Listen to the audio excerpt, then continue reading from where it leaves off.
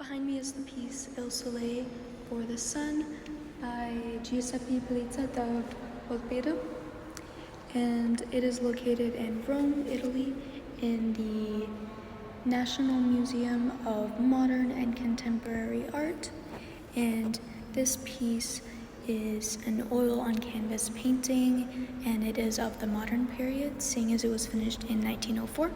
And this piece took approximately 1 year to create, and it is historically relevant because it represents an experiment of the divisionist technique of Italian painters. And some of the most defining characteristics are just the sun right here, which I will show a close-up. It's kind of hard to tell because of this angle, but there's just the shape of the sun. And then also right there, there's like the shadow of some buildings, and then of course just the very present horizon right there. And this artist did contribute to by just like adopting the divisionist technique of painting. And some personal observations that I made was just the brush strokes all like coming out of the sun as if they're the actual rays of the sun. And I just love the little detail because like even when the light is shining off of it, you can see the movement of the brush strokes like coming out of the sun. And I just don't think that this piece would have the same like value or emotion if it was all like all of the brushstrokes were going in one direction.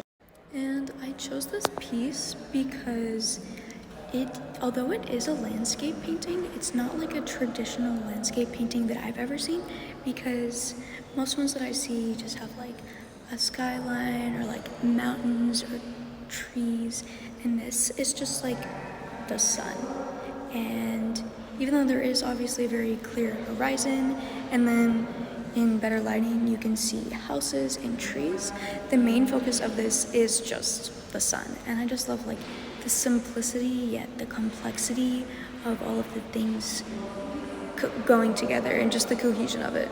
Now, this piece is very different from other works in the modern period because it does use very like more muted and earthy colors compared to like the bright, like just bold colors that is known of modern pieces. However, it does stick in that same category because it has like very dynamic and like obvious brushstrokes coming from out of the sun. And then just a fun fact about this painting is that it was the very first painting by this artist to be entered into a public museum. So